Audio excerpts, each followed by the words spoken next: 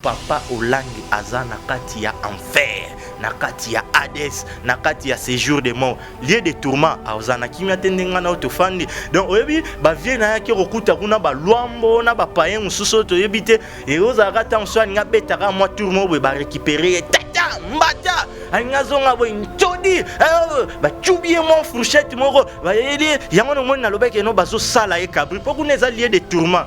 Kabri ezaka mwa moto moko ya mkie wana eza nano avant goût penda ya lac de feu ya étang de feu. Donc na séjour de mort kuna azako yoka biloko na ye atambula kaka boyoka bakangie misu tata lobana na beti yo mbata azonga bo ntodi chu banyangudi ye fourchette azako yoka biloko na ye place azali parce que nazako affirmer yango avec force mais lelo bino nyonso na kati ya l'église na bino bokoma na ba combat spirituel omoni kaka élément ebimi na ngambo na bango tozwa yango sikoto analyser yango na maloba na Nzambe okomona ke papa Ölângÿ akei vers na enfer parce que soki na doctrine de démon wana matière wana ya mabe wana a réussir ko influencer basali ya Nzambe soi-disant balanda ye, cela veut dire azako yoka biloko na ye banani balandi ye eza ba Walo muntenga malachi tala ba prière asala ka bien aimé ezui luka position basaka na kate oyebi munguna na yote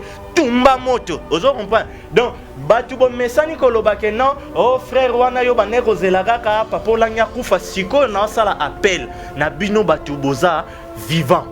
À la première position, Walo muntenga malachi, oza reconnu spécialiste en matière de délivrance, na ba prière ya turbo, ezui tumba moto. Yesu Masia aboyi prière wana, aimez vos ennemis. Donc yo pe soki o se repentir publiquement te, otiki ba mate ya wana te. Walo muntenga yo pe okolanda la kelele kuna na enfer. En deuxième position, l'homme de Miselekete, ensemble avec son agent en marketing Didier Mayemba, Léopold Mutombo. Tala banze mona bango, ale balobi fe, kuna fire, tumba bandoki, Mutombo kalombo Didier Mayemba, ceux qui bobongo limité mate. Bino siko boza vivant. Ngolu na Nzambe yango parce que les gens pensent que frère Faurtune azan amour te. Tant toza koya kotalisa misana bangwa mabe toza ko présenter oyo maloba na Nzambe et la Kisi yango neza sini ya ngolu na Nzambe na bavi na bango mais balingi ko se conformer na parole te. Oza ko comprendre mutu mususu Walesa et pas ya Walesa kote zalaka grave. Yo moko luka marque ya munduki na ceux qui kozwa pistolet, ceux qui GP, ceux qui kozwa na yebi bakomba minduki te.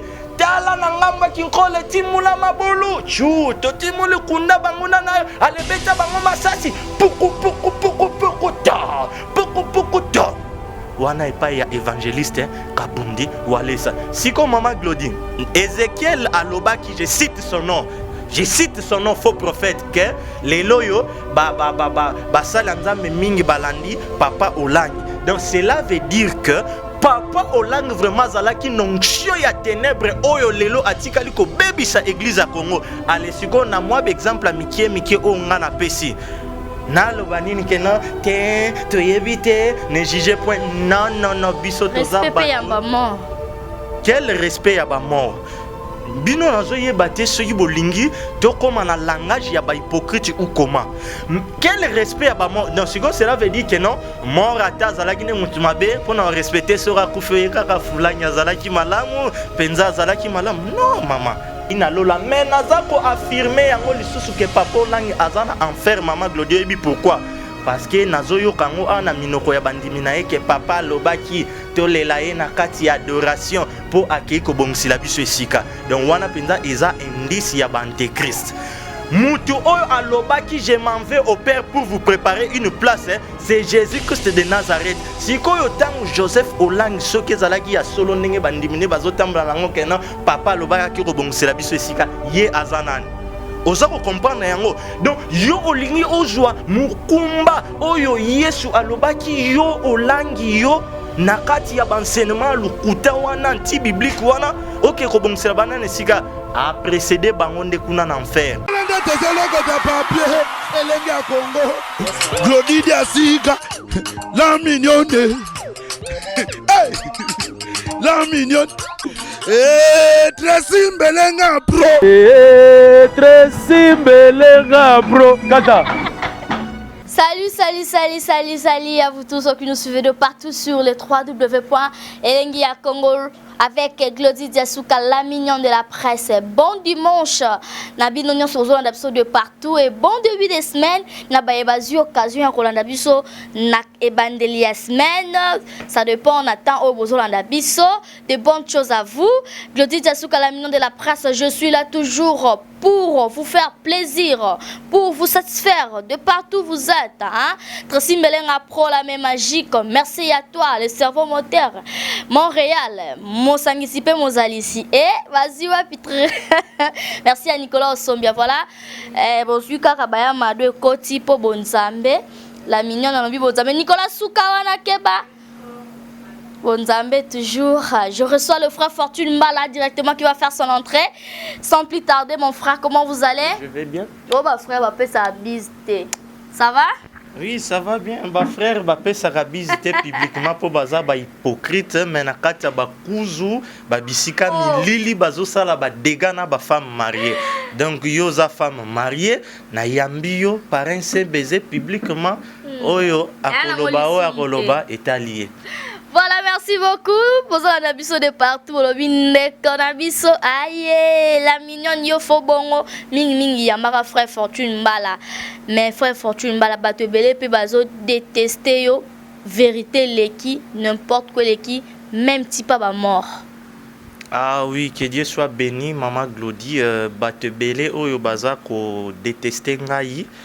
C'est parce que baza ba aveugle. Intelligence na bango vraiment ils a corrompu, ils a en captivité, bazan a besoin il y a éclairage, il y a Christ, sauf que ils a peine à batebele au baza kolobananga frère salela moi sagesse.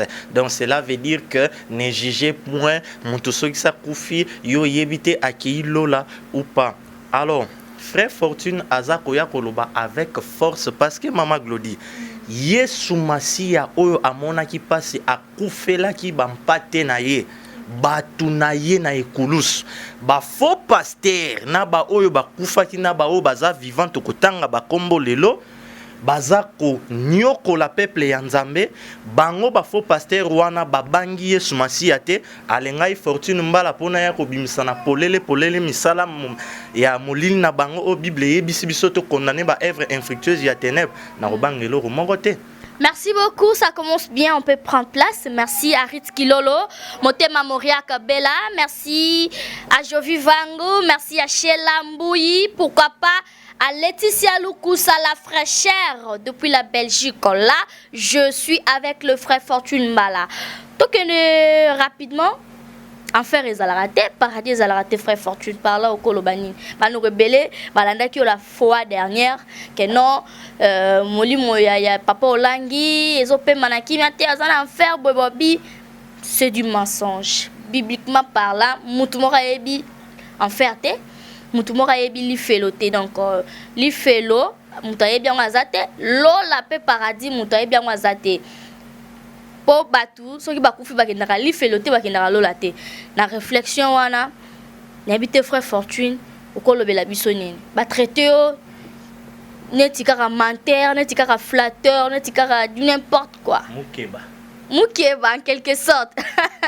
Merci beaucoup na pamboli Nzambe pona mutuna o kitoko soki kutu pona action o tozalaki nango te nalingaki na yemba mwa nzembo moko oyo ezotalisaka non mutu nyonso akolekana. Abraham alekaki, David alekaki, Joseph Ôlàngÿ pe aleki, Faurtune Mbala pe ata azodenonse lelo akolekana. Mais faut siko koyeba parcours ya mutu ndenge alekani yango nde siko mutu ekosala lobi na ye.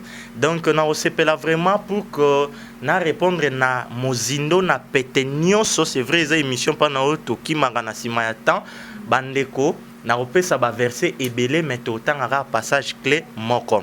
Déjà naza ko expliquer na bandeko nyonso que bino ba oyo bobengi mama Glody yango muteza vraiment raison ya invitation oyo na yeli que enfer na ne fungwami te paradis pe mutu moko na koti yango te bato nyonso ebisinga ba question batindeli yo wana boza na ignorance Yangwana lelo par la grâce de Dieu toko maniola na makomi ensemble pour omona ke enfer ezali ko exister ezana batu o baza ko kende enfer et puis paradis eza ko exister ezala déjà inauguré et pas ya Jésus-Christ oyo pe lelo ba santo solo baza ko kende et puis en dernière position na ko pesa lisusu position na ngai par rapport ya ba propos na ngai na égard ya papa Joseph Ôlàngÿ.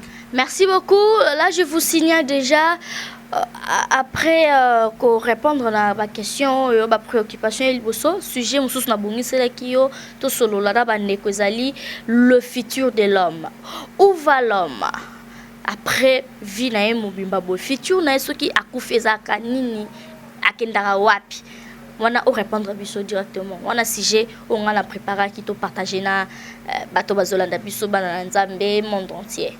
Merci beaucoup Maman Glody Nzambe azwa lokumu et là on a sepelaka na yo non seulement opposaka ba question ko pousser biso to dénoncer mais aussi la effort to luka sujet moko pour que penser ezala communiquer. Alors rapidement déjà passage clé on a lingi totanga ezali na 1 Timothée chapitre 2 verset 3 qui non na 4 Bible et ibisi biso boy. Cela est bon et agréable devant Dieu notre Sauveur qui veut que tous les hommes soient sauvés et parviennent à la connaissance de la vérité. Wana eza maloba na Nzambe oyoyo totangi. Posa ya Nzambe ezali ke batu nyonso babikisama et puis ba parvenir na connaissance ya vérité wana ezali passage clé auto tambola nango na émission na biso. Maman Glody, siko tango lingi to lobela vraiment thème oya kitoko le futur de l'homme ou soit na lingala penza moto akendaka wapi soki akufi. Alors na lingi ba na Nzambe bolanda biso malamu et ozala peut-être makamo ya likolo mais ozala terre à terre parce que mutu nyonso faut à comprendre. Oyo na lingi na expliquer siko eza en quelque sorte le rôle la géographie moko spirituelle parce que tant toza koloba enfer même tant tozo loba enfer ou soit le ciel sur le plan physique okoki kozwa hélicoptère avion ozomata oroko mape na ciel angote penza omona tout ou soit pe enfer obanda kotimula libula mulayo zokita omona yangote. Donc c'est sur le plan spirituel yango moni na lingi na brosser rapidement tableau sur voilà la géographie spirituelle. Alors spirituellement séjour des morts ezana C par rapport à terre, là c'est sur le plan spirituel, et puis ciel, eza likolo. Toro développer yango. Siko yo tant le futur de l'homme. Et Seigneur Maman Glody toyeba que l'homme est composé de 3 parties. Tozana corps, âme, na esprit. Siko yo selon Bible, nen ebisibiso na Ecclésiaste chapitre 12 verset 9 que poussière ekozonga na mabele, donc c'est-à-dire nzoto ekozonga na mabele parce que zalaki formé na poussière et puis molimo ekozonga epai ya Nzambe. Totikani na élément moko ya makasi siko o toko développer yango wana tozoloba destination ya âme. Na kata destination siko ya âme yango wana toko comprendre o na lingi tolobela sur la géographie spirituelle. Alors sikoyo mutu soki akufito banda yango nanu avant Jésus-Christ, donc avant œuvre ya croix. Mutu nyonso soki akufi abandaki kokende na séjour de mort. Bande kobolanda biso très bien. Séjour de mort oyo na hébreu eza kopesa biso Sheol, littéralement eza lieu de mort. Séjour de mort yango kaka soki toye nango na grec eza kopesa biso Hades, littéralement eza kopesa biso lieu invisible. Kaka yango moko séjour de mort soki tomemi yango na latin eza kopesa biso infernus oyo littéralement eza kopesa biso lieu d'en bas ou soit enfer. Okay. Donc on comprend Sheol, Hades, infernus, enfer, lieu d'en bas, lieu invisible, nyonso wana ezali juste kaka bakombo oyo mutakoki ko se servir na yango pona ko expliquer séjour des morts. Sikoyo avant Jésus-Christ, séjour de mort ezalaki divisé en 3 parties. Première partie tozalaki na scène d'Abraham oyo tokoki koloba en quelque sorte de roi paradis lié ya repos, ya bonheur, ya kimia. Et puis na katikati tozali na partie mususu oyo toza kobenga prison ne na uti koloba ya ba démon abîme. Oyo soki totangi na 2 Pierre chapitre 2 verset 4, na Jude chapitre 6, na Luc chapitre 8 verset 31 et puis na Apocalypse chapitre 9 à partir à verset 1 na 4 et puis Apocalypse 17 verset 8 kuna pour comprendre vraiment abîme.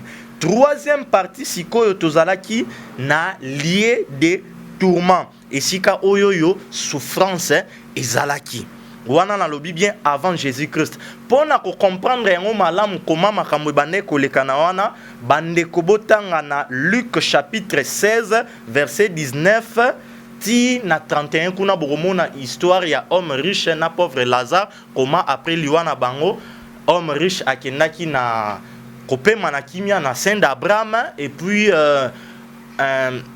plutôt Lazare akende kopema na scène d'Abraham homme riche abandé ko souffrir na lieu de tourment. Alors tozo kene rapide maman Glody wana uti ko expliquer avant œuvre ya croix ya Jésus-Christ sikoyo pendant la grâce donc après la mort et la résurrection de Jésus-Christ masolo est changé. Donc réalité c'est que comme on est na uti ko expliquer la géographie spirituelle mututan aza awanase parcours na endenge atamboli soki atambolaki na sanctification azali mosala nzambe ya solo to ya lokuta soki akufi toza siko na ba destination mibale soit accueilli na lola donc dans les ciels kuna tozomona 1 Thessaloniciens chapitre 5 verset 16 Jean chapitre 6 verset 38 Romains chapitre 10 verset 6 à 7 et puis Apocalypse 20 par rapport au ciel soki sikoyo mutu azalaki faux serviteur de Dieu le rôle oyo mukili mubimba ezolela na ba faux pasteur mususu oyo ba kufa ba musicien ba païen azako kende na séjour de mort donc neto uti koloba séjour de mort leloyo etikali na se autrefois na uti koloba yango mutu nyonso soki akufi il faut bandeko bo noter yango bien abane ko kende na séjour de mort même so botangi par rapport à 1 Samuel chapitre 28 verset 7 tina 25 sauf que na kata séjour de mort ne na uté ko expliquer ezalaki na deux parties donc moko saint d'Abraham mususu lié de tourment abim na katikati mais lelo ndenge Yesu Masiya aye na kati ya grâce soki otambolaki na sanctification ok dans le ciel soki otambolaki na masumu okiti na kati ya séjour de mort sikoyo Jésus-Christ mutu a inauguraki route nouvelle oyo eza kokotisa ba senyonso na kati ya lola ndenge Bible ebisi biso na Hébreu chapitre 10 à partir ya verset 19 ti na 22 donc bana nzambe esengeli bo comprendre ba vérité biblique oyo yoke ciel ezali ko exister oyo yo tango mwana nzambe ya solo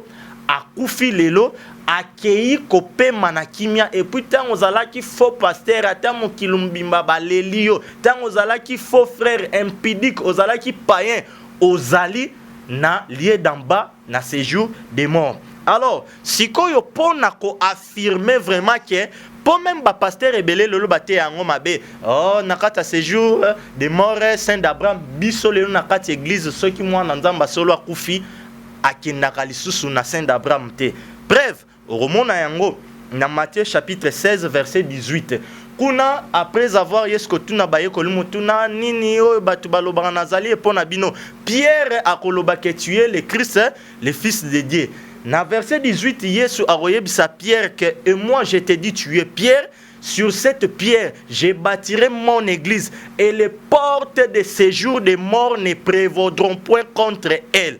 Donc Pierre wana liboso o Yesu Masiya azoyebisa Simon fils de Jonas que je te dis que tu es Pierre. Ezope sabiso na grec Petros. Deuxième pierre o azoloba sur cette pierre donc yemoko Yesu la pierre angulaire. Petra, je bâtirai mon église. En gros, Mama Glody, moi na nzambe ya solo o ayambiye sotambola na sanctification, aza Petros libanga ya mukie yango zo mona Bible zo yebisa biso, édifiez-vous pour former une maison spirituelle.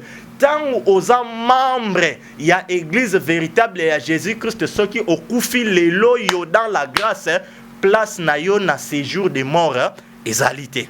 Ok, merci beaucoup, le frère Faurtune Mbala. Selon lui, selon la parole de quelle parole? La parole de Dieu, mais selon vous avez affirmé, c'est vous qui avez affirmé. Selon vous, non? Oui. Vous conformément à la parole. Oui. Voilà, selon le frère Faurtune Mbala, enfer ils ont existé.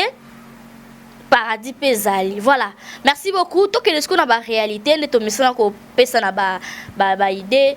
Ce qu'on a dossier na biso ya papa Joseph Ôlàngÿ pe asona ngana lobaka bongo ko aza kozwa kanda aza papa wa servir bato balobi pourquoi yo moto ko ki ko juger pour na monde que non o juger. Bon, si on a dernière minute, soka bien sûr soka zalaki motona ndenge bo qualifié wala que non a serva ki nzambe bien te na dernière minute soki a se réconcilier ki a senga ki bolimisi na nzambe yo koyeba te pourquoi ko juger que non a ke enfer. Merci beaucoup Maman Glody tikelanga tana répondre na pétenyon sopoto rosala siko chaîne. Na sepeli parce que ba nzambe belé o bazalaki na ignorance ko enfer na ne fungwa mité paradis batu ba ko tenter ba comprendre na ina pe sa précision moko avant na répondre à question na yo oyo yo nanu e fungwa mité e komi inauguré te eza étant de fait oyo mingi pe balobaka l'acte de fait le roi na Matthieu 24:41 kuna Bible eza ko benga ngo la gêne et sika oyo eza seconde mort donc fait éternel mais enfer lieu de tourment séjour de mort kuna place papa Ôlàngÿ azali ezana ba moto ya mikie baza ko chubaye na ko expliquer yango na ba détail autre komona même ata soki botangi na Luc chapitre 16:19 ndenge homme riche azoko lobake no awa cruellement azonyo kwama papa Abraham yebisa Lazare atangisa tali dodo moko pour que e rafraîchir ngai voix na ko pesa ba détail wana alors Batebele pe bazo finga ngai,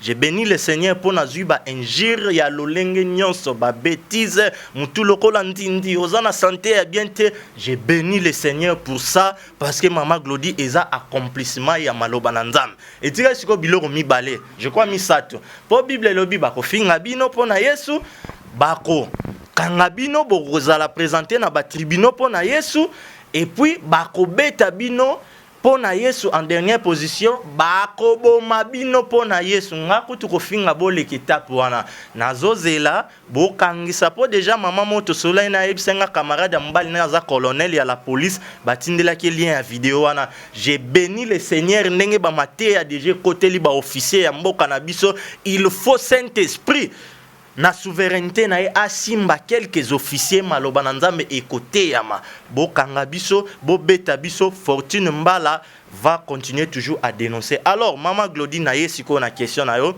que Dieu te bénisse parce que vous allez vraiment patiente ya koyokanga na yanola na petenyoso oza libre ne bande ko bazolo bakeno papa Ôlàngÿ yo Faurtune yo oza nani ne jugez point témoin fidèle tant mutu akataka mutema eza Yesu Masia oyebite soki na dernière minute abongola mutema misuba lobi ndenge mo pe muyibi ne kulusa vivaki na masumu na dernière minute abongola mutema oui to boyite mais boyo keloro moko je suis libre ya kopesa sa position na ngai pourquoi parce que Bible yebisi biso on reconnaît un arbre par ses fruits tozo kolobela futur ya mutu a ceux qui akufi sikoyo mutu tango azalaki en vie a dévié église ya nzambe na enseignement lukuta na ko expliquer ba exemple mususu alors tango ye akufi ngai Faurtune Mbala nazalaki te pourquoi sikoyo na ko me réserver tango na monaki ba élément ya mabe oyo eza ko sala nga na affirmer que na keneli felo soki mwasi na yeto batu mususu balobi ke na dernière minute ayambolaki là au moins na koki ko changer langage que nzambe ayokeli ma akina lola mais naza ko affirmer yango lisusu que papa Ôlàngÿ azana enfer Mama Glody ebi pourquoi parce que nazoyoka ngo ana minoko ya bandimi na ye ke papa lobaki tolela ye na kati ya adoration po akei kobongisela biso esika. Donc wana penza eza indice ya bantéchrist. Mutu oyo alobaki je m'en vais au Père pour vous préparer une place, c'est Jésus-Christ de Nazareth. Sikoyo tango Joseph Ôlàngÿ soki ezalaki ya solo ndenge bandimine bazotambola nango kena papa lobaki kobongisela biso esika ye azanani.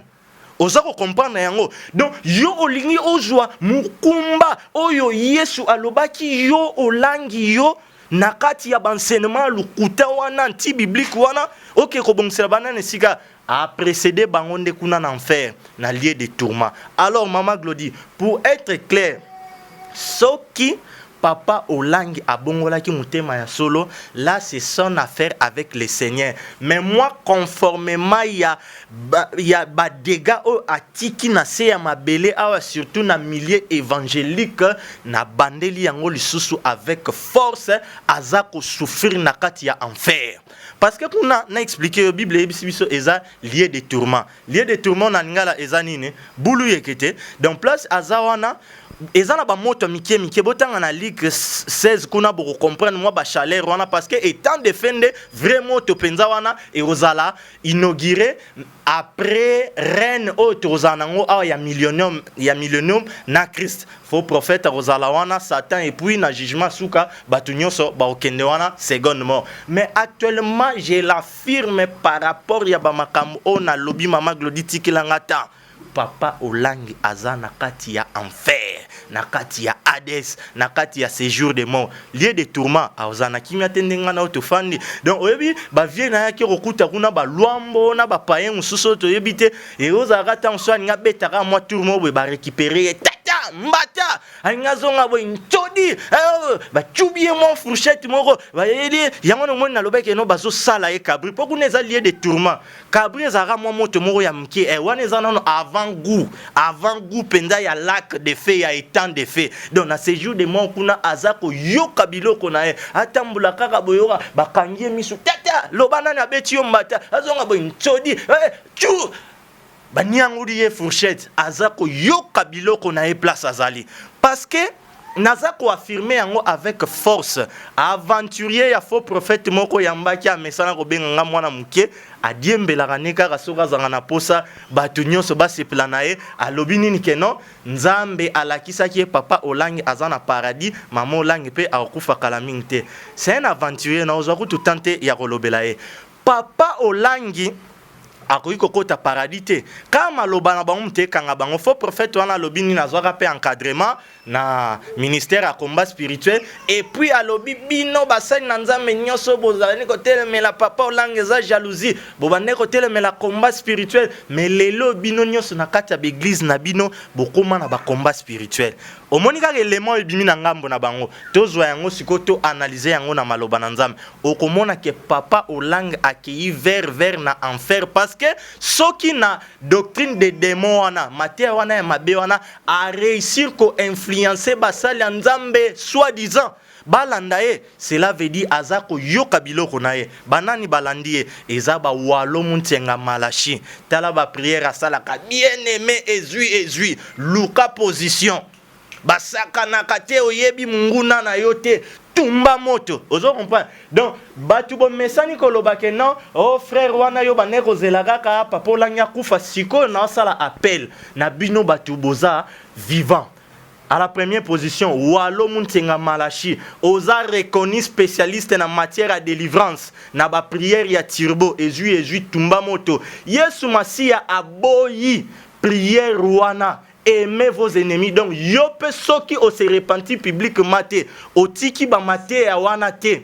Walo mutinga yope o kolanda la kelele kuna na enfer. En deuxième position, l'homme de Miselekete, ensemble avec son agent en marketing Didier Mayemba, Léopold Mutombo. Tala banze mona bango, ale balobi fe, kuna fire, tumba bandoki, Mutombo kalombo Didier Mayemba, ceux qui bobongo limité mate. Bino siko boza vivant, ngolu na nzambe yango, parce que les gens pensent que frère Faurtune azan amour te. Tant toza koya kotalisa misana bango mabe, toza ko présenter oyo maloba na nzambe et la Kisi, yango neza sini yangolu na nzambe na bavi na bango, mais balingi ko se conformer na parole te. Ozo comprendre. mutu mususu Walesa et pas ya Walesa kote zalaka grave. Yo moko luka marque munduki na ceux qui reçoit pistolet, ceux qui GP, ceux qui reçoit na yebi ba komba minduki te. Tala na ngamba kinkole timula mabulu. Chu to timule kunda banguna na alebeta bango masasi. Puku ta. Puku ta. Wana epa ya évangéliste Kabundi Walesa. Siko mama Glodine. Ézéchiel alobaki, je cite son nom.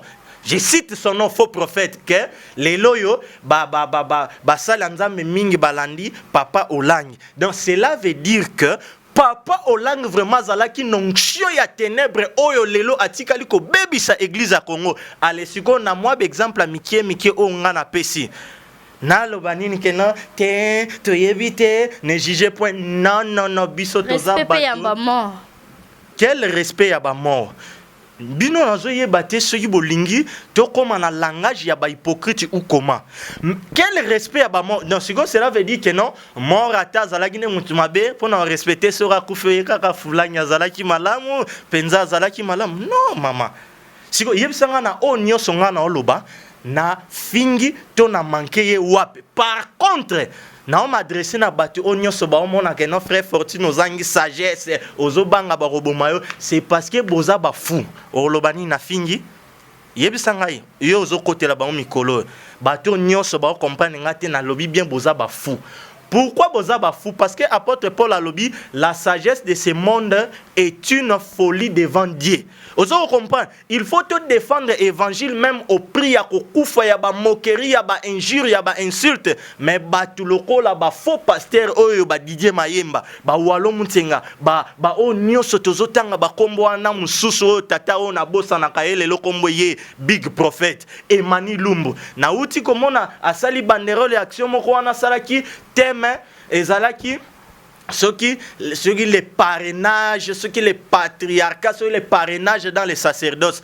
Donc les lots tous na kati sacerdoce royal bango balingi ba bua kalisusu bana nzambe musika ke bango ba ministère ya parole bango ne ba sacrificateur bino bandimi il faut bosa ila bango wana ba enseignement ya lukuta oyo Emani Lumbu azoya kanango liste eza tellement mulai siko mama Glody na onyos na uti ko expliquer alena lobanine papa Ôlàngÿ azana lola lukuta baza kuna kosala ye katapule donc lieu de tourment na uti ko lobango abulu yekeko donc soka keyo yazo pe manakimia te osoke na kotala mutu na kasho oyebi soki bakangi muyibi sika aye bapesa kaye baptême donc yende ngaza boaza pena na séance à baptême mutu mususu akoya ne sika na séjour de mort mais vi ba dégâts au papa Ôlàngÿ asalaki donc baza konchodine baza ko sambaye wana ezana no ba avangu il souffre. Merci beaucoup frère Faurtune Bala to soke malembe to ça. Pas de problème. Maintenant proposition ni kozala nini par rapport ya ba funérailles naie et puis lieu ya ko enterrer bandeko ba proposa kikeno azala enterré na 17e rue et place 6FMC ezalaka proposition na kozala nini ben idée na yo ezanini. Naza ministre ya frère foncier to ya justice te yango na me réservé okota makambo en détail mais lupangu wana eza soki ya kutula ba dossier eza ebele lupangu ya bino te bakunda ye kuna pona nini oyo kutu wa Tshisekedi ezala lupangu na ye gouvernement eboya siko mutu wana bakunde kuna pona spirituellement si bokufa déjà bino batasi FMC bolingi lisusu esprit de mort physique landa bino spirituellement ndenge boza ya kokufa parole ne lelo tozo côté ya bino soki bon eza mabete bako ezala wana c'est comme si monument akende asangana na ba païente. Pourquoi oyebi pourquoi nzambe aboyaki nzoto ya Moïse abombaki yango ezai pona makambo wana kutu Moïse ale mosala nzamba solo bongo oyo séducteur ye moko déjà mo pagano atei mate ya lukuta kabuli ba famille belé ba mema na nécropole soki bakobwaka ye soki na nyinkolo soki wap. Qu'est-ce que vous pensez? Tala oyebi ezana mutu moko mosala nzambe moko na Bible bakundaka jour musulo yenge ba yeko kunde bembe musu je crois Élysée taya et tout aka mikuwa na eboye azala ressuscité. Oso comprend maman Gloire batika babilo wana pamba papa Ôlàngÿ azalaki azai mobomi munene conformément na maloba na nzambe tumba moto tumbi bato ebele abebisi mitema ya bana nzambe mateya na bango wana ya servitude wana ekoze badege ebele ye aza soki akokende necropole fo batia pe nata bapembe na bapapa Wemba mpo monoko bapapa Wemba mpe bakufa ye na kati ya scène babongola ye mitema te bazala bavoisin mpo ngai tala Dieu est souverain, mutakoyi kotambola na masumu na dernière minute abongoli mutema. Mais nga lokola nazalaki na lia hôpital wana te na ko changer langage te o papa Ölàngÿ akoti lola. Pourquoi? Parce que na yebi pe na expérience ya mukia musa nzambe o tozana ngo que batu bazobosa bamona ka nzamba nzamba mawa oui mais zape na batu mususu à cause ya endurcissement ya mutema nzamba tindela bango puissance également. Bozolanda mutu na lia hôpital, moi j'ai vécu ça. Maman, nzamba lingi yo bongola mutema aboye akangi yango. Li fait le vert. So ipe papa Ölàngÿ asalaki yango te. Je suis convaincu pe ka salaki yango te. Posoka yambolaki bazalaki na ténèbres na mwasi ne alingaki a changer langage. Mais tout le monde a bangoka ki boudiki. Je doute fort. Là ça n'engage que moi. Moutou a dérangé au te maman Glody, ça n'engage que moi. Je doute fort. Et surtout j'affirme, je doute fort que papa Ölàngÿ asalaki repentance. Et nazali suko bakisa que j'affirme que ake enfer soki o eza kotambola o eza message a solo kalobaki ake kobongisela bino esika parce que mutu moko kaka oyo yo biso totiela motema toza kozela esika za kobongisela biso c'est Jésus-Christ de Nazareth a précédé binonde na séjour des morts bokunda ye kuna na limetete eza mi pepe mabe o bakomemela batu kuna ata pe korango yetero sani o eza plus important zata mutaza envie to ebemena yango moni kongola zakaka na kati ya distraction batu baza ko souffrir mais budget ya ba funérailles wana ozane c'est normal le rôle bazana ba partenaire partout baliaka badim yango wana bazoluka occasion ya ko sala ba gaspillage na bango dernier hommage na ye mabeza wapi hommage yango ya nini Etienne akufaki martyr wana omonaki yo église ya nini yebo ba ko rendre hommage wana nyoso wan tosala yango eza ba sensation ba sentiment ezokosuka la manière des hommes oyo eza plus important mwana na nzambe bima na ekobo tambula na sanctification mosali prédicateur koya ko dénoncer kaka Walesa to batu musu na loyenge te teya yango clairement que la dîme n'est plus d'actualité. Yo pasteur au salut mission na journaliste. Futa ye transport na ye ko kabela ye en retour ba série ya église te. Po nazo ye baba dossier belé. Tozo kende malembe po mingi pe bazoko ya ko dénoncer bazo sala ba dégâts mama Glody. Na ndemo ya ko sakana te. Hommage moko ya ko rendre na papa Ölàngÿ ezate. Et puis ba kunda ye wana te po si femme spirituellement c'est kufa. Eza église nzambe te eza fondation boutique na bango alors ceux qui physiquement sous boche cadavre na wana boza ko mema esprit mabe. Merci beaucoup frère Faurtune to komi ko silisa pour l'entendre à internet exactement message ya fin eza nini mais na ko annoncer que no komi batutaba association banini yo okimi bongo lingi église te okimi bongo ba association. Merci beaucoup maman Glody, c'est par rapport à Polo Nalati, je l'ai fait exprès parce que gloire soit rendue à Dieu. Nenge tote ya maloba na nzambe na deux chaînes chrétiennes na biso. Voici les pour on a beaucoup plus de chaînes moko francophone to vizarabat na ba milieu francophone et puis vérité ou réalité dans l'église na ba milieu lingalaphone ezali na moko ya bandeko o azana poto azalaki ye moko toucher librement asalaki biso don ya $1000 pour que to sunga ba démuni yango wana moni to kitaki na quartier Luboa ko to salaki ba action wana plus ba détail pour na ba image na vérité ou réalité dans l'église ezali et puis na voici les pour. Alors, ce n'est pas que na komi na kombo ya église to na komi kokima mais sauf que loko les alaki action moko public to kangaki balabala to travaillaki na couverture ya asbel oyo parce que to ko sa makambo na désordre te loko les na personnalité juridique dont na biso to zwaki na couverture ya asbel onde to kitaki sur terrain pour même la police pe et accompagner ki biso e bigara changu ba milieu wana ba to so ba moni mwa kopa damas maramunyoso et les kana na kimia donc église eza ya Yesu ezalaka na kombote. Merci beaucoup. Message ni kasi ya suka koki ko annoncer bat ba Olanda yo et puis opesa contact no na suka. Merci beaucoup. Message ya suka ezaka frère Faurtune aza frère o aza kote maloba na nzambe pour que boyoka na biso ebongana nzambe et puis toza na posa ya lutter contre banti valeur na baspect nyonso moto aza na nzala te lokola baaction oyo tosali ya kosunga et tozokroire mpe même atapa ya mama bela si Dieu le veut tokokende kosunga baveve si Dieu le veut.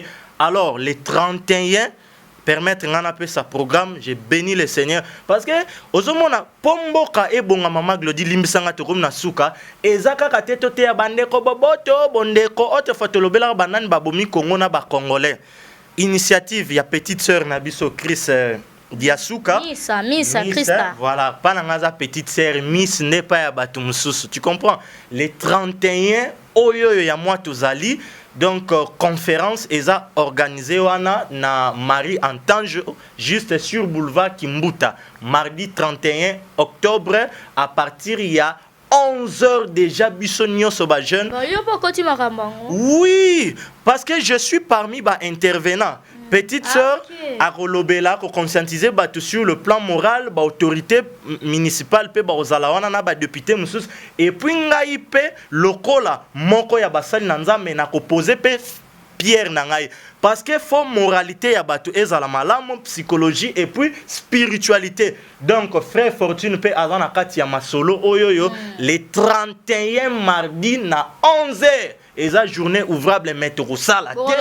Message clé message clé thème nabiso ezali jeune fort mature pour un Congo meilleur. Donc aux autres comprendre mutufo azala fort sur tout le plan ozala bagarre oye barosala musala pour que oyibate mature.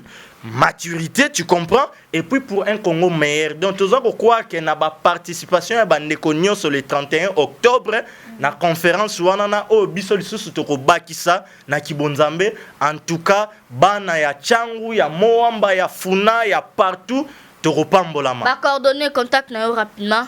En contact, il y a frère Faurtune Mbala, et ça plus 243 89 74 86 736 plus 243 89 74 86 736. Donc même bateau peut balukara ko barrer frère Faurtune les 31 na Rosalawana et occasion moko ya malamu ceux qui n'assistent ko intervenir toyo.